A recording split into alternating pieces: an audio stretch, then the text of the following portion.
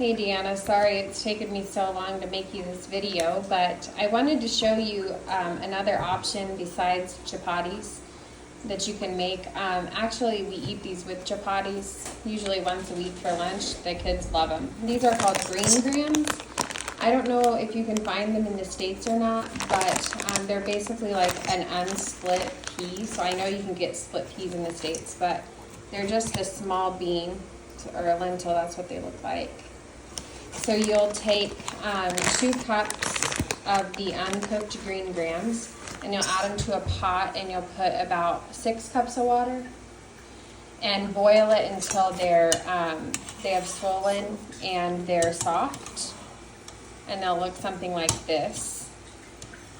For when we make the stew for the green grams, you're going to use about 3 tomatoes for feeding 5 people. So you're going to have 2 cups of green grams, 6 cups of water, 3 tomatoes. Ripe. Ripe tomatoes, and then 1 onion. 1 onion. And 2 cloves of garlic. So you'll dice up the tomatoes, and you will dice up the onion.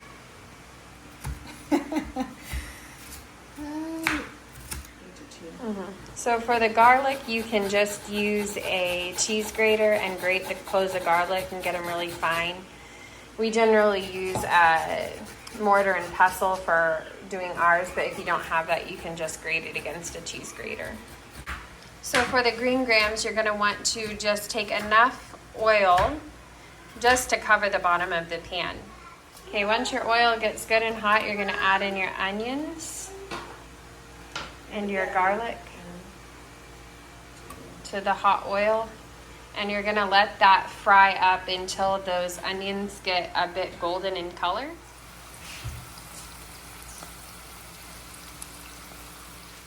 So you're also going to add in some chicken bouillon cubes, 4 of them. And keeping in mind this recipe I'm showing you is enough to feed 5 people. Yes.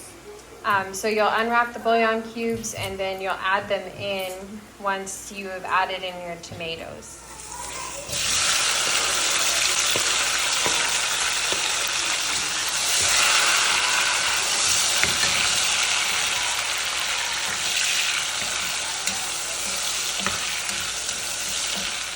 The key to making good green grams is to allow your tomatoes to cook down in this oil to the point where all you can really see that's left of the tomatoes is the skins that are curled up. You can add a good pinch of salt in this, and it'll make those tomatoes cook up a little bit softer. So you're going to come in and you're going to stir up those tomatoes, kind of smash them down with the back of the spoon a little bit, get them really good and mashed up, really cooked down. And then you're going to add your bouillon cubes.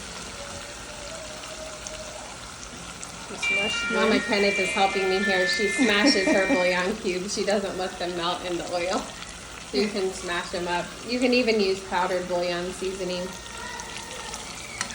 Get everything incorporated really, really good. You can see how those tomatoes have started to cook down a lot. And this has literally taken like less than 5 minutes. So if you get the right amount of oil and everything, then it goes pretty fast. Once you get everything cooked down, the tomatoes and the onions and the garlic and the bouillon cubes, then you add your green grams that are already cooked back into this. And what you're making essentially is just a stew with these lentils. So you're just going to get it all stirred around, making sure to incorporate all the onions and tomatoes that you just cooked. Getting it all stirred around. These serve so nicely with chapati. Okay, once you've got everything incorporated, you're going to add in water. So there's 1 cup, 2 cups, 2 cups of water. You can come back in with some salt. Make sure you season it good so you have good flavor, and stir it up. Bring it to a boil and then let it boil pretty hard for about 10 minutes, and then it's ready to serve. This is a stew and it's finished. That's how it's going to look. So it's been boiling here for about 10 minutes and it's nice and thick. The starch that is in the green grams will make the stew to become a bit thick. So this is Mama Kenneth. She is one of the ladies in our church. She is also my house helper, and she's going to show you how to make chapatis today. She says you're going to begin by boiling up some water. Yeah. Is there anything else you want to tell them? I think they'll enjoy at the end. The chapatis are going to be so nice. Yes. So Mama Kenneth, she has never measured in cups before. She just is a pourer and a dumper, but we're trying to get it right for you. So, This is 1 cup. yes, 1 cup. There's 1 cup of flour. We're going to make, let me see, 1, 2. 2 cups of flour. I think 4 will be enough. 3 cups of flour. 4 cups of flour. And keeping in mind those cups were not level. They were a bit tall. So Mama Kenneth, how many chapatis does this make? 4 cups can make 9 chapatis. Next, after adding 4 cups of flour, you're going to add A teaspoon. a heaping teaspoon of salt. Now that spoon is just a regular eating flour and salt. You're going to add 1/2 cup of oil. And just get in there with your hands and mix it all up. So far we have 4 cups of flour, 1/2 cup of oil, and 1 heaping teaspoon of salt. You're going to want to mix it until you start to see the flour come together in like small crumbly pea-sized crumbs. Okay, now you're going to want to make sure your water is boiling hot. And we're going to add that into our flour mixture. There's 1 cup. What will use something to start with? And then mix it all up. What you're looking for here is like a stiff dough, like a bread dough. Okay, we're going to add 1 more cup of water. Oh, 1/2 cup of water, excuse me. Please forgive us. Mama Kenneth does not know how to measure American style.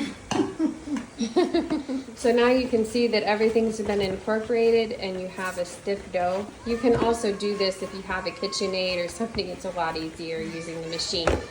But you're just trying to get it to like a stiff bread dough. So you're going to have a clean surface and sprinkle out a little bit of flour, and then take your dough and you're just going to roll it out like you're rolling out cinnamon roll or pie dough. Mama Kenneth asked me if in America if they have rolling pins. I said yes. She thought we had a machine that did that. That rolls the chapati. I said no, we are not lazy in rolling out our dough, only in mixing it. Okay, so you're gonna roll it out till it's about, I'd say 1/4 of an inch thick. So once you get it rolled out to about 1/4 of an inch thick, you're going to add some oil. Just spoon it onto the top.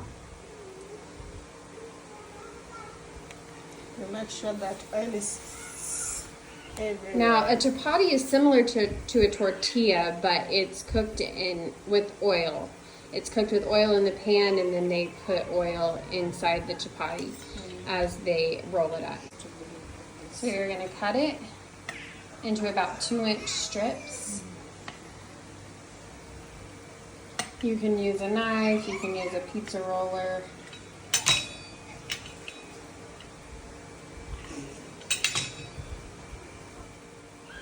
So once you get everything cut, you're going to roll up those pieces that you cut, and you're going to kind of tuck the bottom side, and you're going to have like a little cinnamon roll. And what this does is, do you want to explain to them why you roll it up? You get an even circle for a chapati, and then you kind of get like these flaky layers. Yes. Sorry, I have to show you this. Preston, we got a goat because on Sunday we're going to be killing it for our anniversary Sunday. And David just bought it at the auction, and Preston's trying to pull it across the yard. It's quite funny. It's going. I don't know, I'm missing it. So once you get all of your chapatis rolled out here, you're going to get your pan ready with some oil. Just wipe it down with some oil there.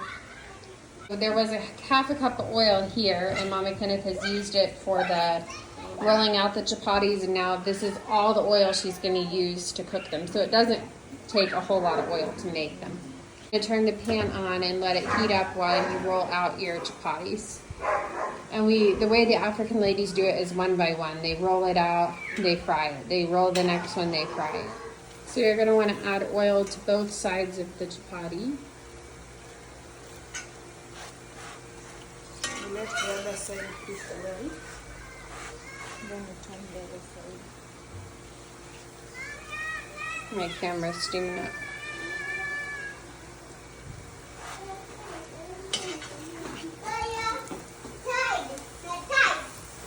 So you're looking for, you kind of just keep flipping it and flipping it as it cooks, and you're looking for this nice golden brown color on either side. So this is what a finished chapati should look like, just nice and golden in color. And it's perfectly round, and it has a really nice flaky type texture on the top, and that's what you want, that flaky texture. Like I said, as it cools off, it loses that texture and it kind of gets a bit rubbery. So I definitely recommend serving them when they're fresh. So this is how your finished chapatis and green grams should look, and then you just serve them together and eat.